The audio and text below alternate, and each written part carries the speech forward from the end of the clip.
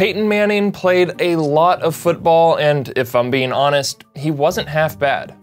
He earned 4 MVP awards as a Colt, then after a year missed because of neck surgeries, Manning won a 5th as a Bronco. Add a couple Super Bowls, a handful of records, one of the greatest SNL sketches of all time, and it was a pretty good career. That's why it's with so much pleasure that today we get to dig up a game so terrible, so hysterically inept, that even as Peyton set new NFL records, when they burned the film from the game, it smelled like Bigfoot's dick. This is the worst Peyton Manning performance. November 15th, 2015 in Denver, Colorado, at a stadium whose naming rights belonged to a company less than 5 months away from filing for bankruptcy. The 7-1 Broncos were hosting the 3-5 Kansas City Chiefs. It was a divisional rematch from week 2, so we'd already seen the nearly 40-year-old Peyton attack this defense for 250 and 3 scores. Proof that in a season many believed would be his last, Manning was still capable of looking like his old self. The problem was, this year, he more often just looked old. I mean, heading into week 10, he had a worse passer rating on the season than what Brandon Weeden managed in his 4 games as a Cowboy. And he got benched for Matt Castle, so not great. But one thing Peyton had working for him was the Broncos defense. They had more than stepped up to keep Denver near the top of the league with 8 games to go. And even if this wasn't the best Manning had looked in his career, he was still on track to pick up a pair of records. First, he was just 3 yards away from passing Brett Favre for most passing yards in a career. And second, with 1 win, he would also pass Favre for most career regular season wins. The latter he had just missed out on in week 9 when Peyton returned to Indianapolis but fell short. Still, there was half a season left, so plenty of chances for the future Hall of Famer to notch 1 more win. And his next crack came at home against a team he had already beaten that year. Easy. It didn't matter that a sore foot and ribs had kept him from practicing the full week. Manning was ready to give the home crowd reason to cheer. I mean, look at him. That enthusiasm, that energy, that beautiful smile or whatever. Denver got the ball to start, so Manning immediately got his chance to make history. And after handing off to Ronnie Hillman twice, Peyton bought time and just launched one, going for the record in style. And okay, let's pause it. So right here is a pretty good time to let you know that this is going to get real bad. Like, see this frame? This turned into one of the less egregious of his interceptions. So if you like good football, avert your eyes. Okay, Jajan, can you rewind a little and we can see this car crash in full? Nice, thanks.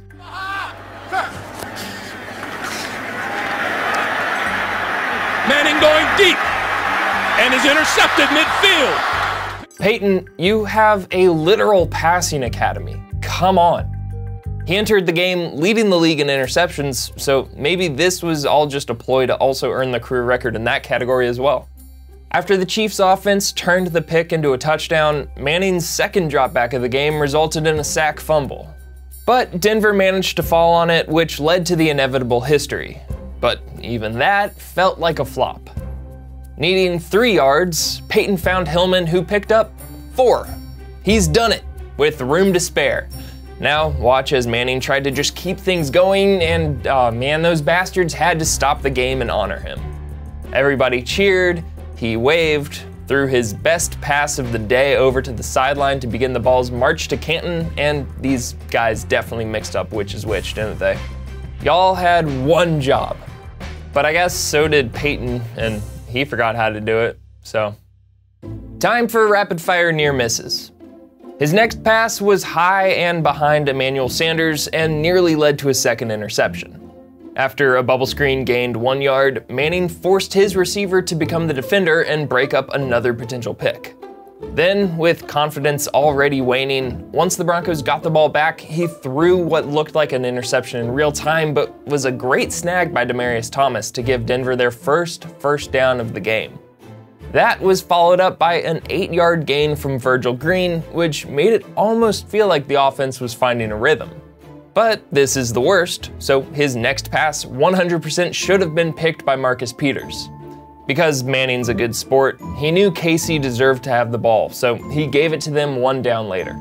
Sure, this one's more on Sanders getting tangled up with Sean Smith, but sometimes it be like that. When Denver got the ball next, now down 13-0, Manning showed his wisdom by just hitting the turf to avoid a more punishing sack and gave a portrait-worthy pose. I'm choosing to gloss over 2 incompletions to get to one more dogshit interception. Manning never saw Josh Maga drop back into coverage and seemed to short circuit. Watch Peyton up here just spin around and run in the wrong direction. Like he witnessed his own complacency and looked for the nearest place to go hide. But you can't hide from this stink, Peyton. He wouldn't complete another pass in the first half, and even his own team looked to prevent further calamity when a Denver offensive lineman tried to sack him. Halftime momentarily provided mercy and gave us time to double check how he did. Oh God, my abacus is on fire. He only got another 6 snaps, completed 1 pass for 5 yards, and finished his day with this arm punt to Ron Parker. Disaster complete. Peyton had led Denver's offense to 3 first downs, 2 of which thanks to the legs of Hillman, 5 3-and-outs, plus 4 interceptions. Those 9 drives combined for 49 total yards of offense and a perfect 0.0 passer rating. The only time that happened in Manning's career. Even the time that he threw 6 interceptions, he managed to do enough to put the Colts in position to almost win the game had it not been for Adam Vinatieri missing a chip shot field goal. If you're wondering about if he ever threw for less yardage, there were just 2 other times in his career where he did worse. Both came in Week 17 games where he only threw the ball twice. And in most of those Week 17 don't need 60 minutes of Peyton games, he at least moved the ball somewhat when he was throwing it. If you're really into numbers, let me introduce you to the most damning one. Adjusted yards gained per pass attempt. This is a calculation of yards mixed with touchdowns and interceptions, which generally seems like it was just built for the sake of quantifying negativity. If you look at some of the worst quarterback performances, you have to scroll a while before you find Peyton. That's because looking at every post-merger game where someone threw at least 20 passes, there has never been anyone to finish worse than Manning did against the Chiefs. Joe Namath shares the spot with him thanks to an impressive 6 interception performance, but that duo stands alone deep at the bottom of a pit.